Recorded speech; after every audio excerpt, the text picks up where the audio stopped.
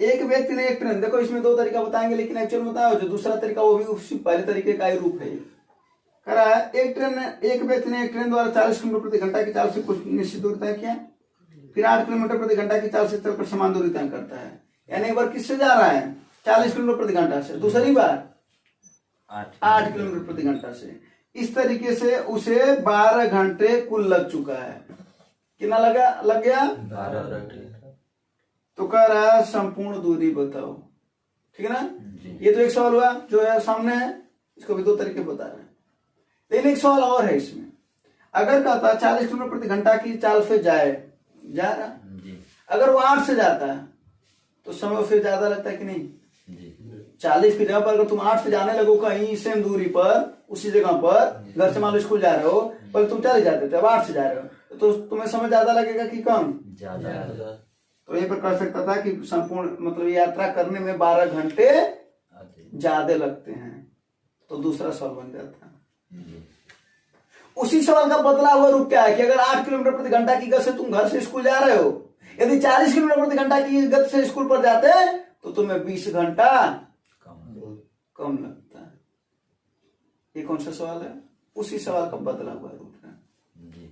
तो पहले इस सवाल को दो तरीके से बताएं और दिखाएं कि दूसरा तरीका भी उसी पहले तरीके का रूप है, उसके बाद फिर को एक और जो सवाल बताए हैं उसको बता देते हैं, हाँ? ताकि इसके सवाल क्लियर हो। जब संपूर्ण देता तो क्या करते हैं और अंतर दिया रहता तो क्या करते हैं, ये ना। चलो क्या कर रहा है, कुल समय कितना लग रहा है, कुल के रूपों में हमको क्या पता है भाई साहब बताओ, समय कितना घंटा लग रहा है। समय बराबर होता क्या है, दूरी बटा चाल। अगर हम इसका कॉन्सेप्ट तैयार करने की कोशिश करें तो कॉन्सेप्ट यही हो रहा है, कुल समय मान लेते हैं टी है, यही ना। पहली जो दूरी है वो तो बराबर है क्योंकि दूरी जो जा रहा है फिर बाद में भी उसी से जा रहा है, तो दूरी तो बराबर है, तो डी बटा स्पीड 1 पहले स्पीड से, और यह है क्या दूरी बटा चाल इक्वल टू समय, पहला समय आई कौन समय लग रहा है, फिर डी बटा स्पीड 2। बोलो हाँ या नहीं, हाँ।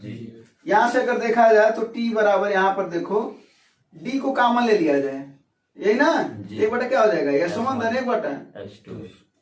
शायद तुम लोग को लग रहा होगा कंफ्यूज ज्यादा कर रहे हैं, अब इसी से कॉन्सेप्ट बना रहे हैं, ठीक ना।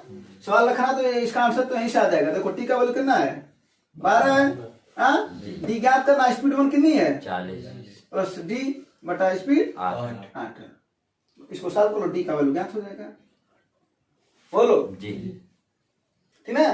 इसी को सवाल को जल्दी तरीके से जो कहा जाता है कि ट्रिक है, वो ट्रिक ही तुम्हें दिखा रहे हैं कि कहां से आया है, वो ट्रिक ही तुम्हें दिखाने की कोशिश कर रहे हैं कि आया कहां से। अब देखते हैं, देखो अब इसको सॉल्व कर लेते हैं, टी बराबर टी, इसको सॉल्व कर क्या हो जाएगा S1 गुणे एलसीएम लोगे, फिर S2 इधर जाएगा, S1 इधर जाएगा, अर्थात वही हुआ, चाहे पहले लिखो चाहे इसको बाद में लिखो, बातें कही है ना। अब जरा बताओ, ये इधर भाग कर इधर क्या करेगा, यानी क्या हो जाएगा स्पीड 1 गुणे स्पीड, अब बटा ये नीचे आ जाएगा क्या स्पीड 1 धन, यही ना, अब गुणे टी बराबर। बोलो बात समझ में आया कि नहीं। ये दूरी का डायरेक्ट फार्मूला बना दिया जाता है, लेकिन ये कहां से आया है, इसी कॉन्सेप्ट से, ये वाला, और इसी कॉन्सेप्ट पर तुम्हें सवाल लगाया हो, ठीक है। कह दो ये इतना समझ में, कह दो कि अगर वहीं पर जो बोल रहे थे आप 20 घंटा कम लगता है अधिक लगता है, तब क्या करते, तो हमारा अधिक या कम अंतर प्रदर्शित करता है ना, तब यहाँ पर चिन्ह कौन हो जाता है माइनस। यहाँ पर क्या हो जाता है, यहाँ पर क्या हो जाता है, यहाँ पर क्या होता है, यहाँ पर क्या होता है।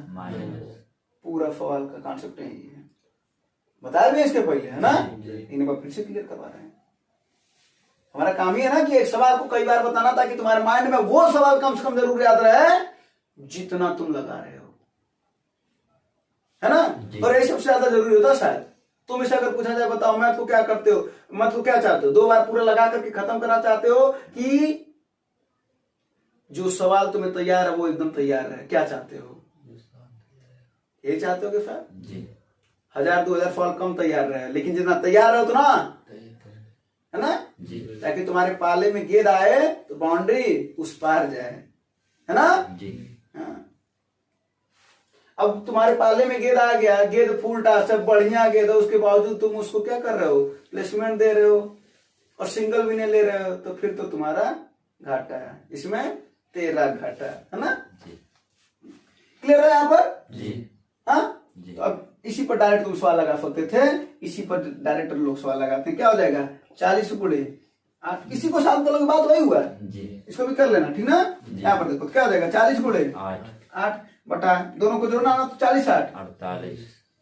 आज समझिए कुल कितना है, 12 घंटे। ये दूरी है, 12 चौके 48। 4 दूना 8। 40 दूना 80। 80 किलोमीटर की दूरी है।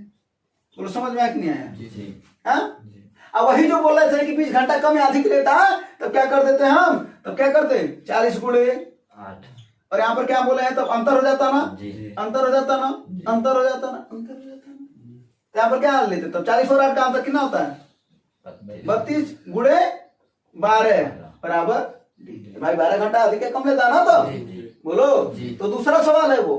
अब दूसरे सवाल का दो रूप है, एक बार कहेगा अधिक, भाई जब कम वाले से जाओगे तो अधिक ना समय लगेगा, और ज्यादा से जाओगे तो कम। यानी 16वां एक है सॉल्यूशन में उसका पैटर्न में उसका क्वेश्चन है ना। जी। तो 8 चौके 32। 4 तिहाई 12। 40 तिहाई 120, यानी दूरी कितनी है 120। 120 किलोमीटर। कब दूसरे सवाल का, इस सवाल का नाम मान देना 120, इसका आंसर कितना है 80 है। चलो 120 है भी नहीं है, तो इस सवाल को समझे कि नहीं जी। इसके अंदर घुस करके समझे ना जी। हाँ? जी। हाँ। मिटा था। जी। तो जब कुल देगा तो क्या करना है, अगर कुल समय देगा तो दोनों का गुणा जी। और दोनों का योग नीचे और गुणे समय। अगर समय मिनट में दिया रहेगा तो बटा 60 कर देना। जी। जैसे कल दिया होता है यहीं पर 12 मिनट, तो 12 बटा 60 8। है ना। और अगर कम या अधिक तब क्या करना, स्पीड का गुणा, दोनों स्पीड का गुणा, फिर उनका क्या लेना, तब इस बार अंतर बड़े में छोटे को घटा देंगे और गुणे समय, ठीक है ना। समय कर लेंगे दूरी, ठीक है।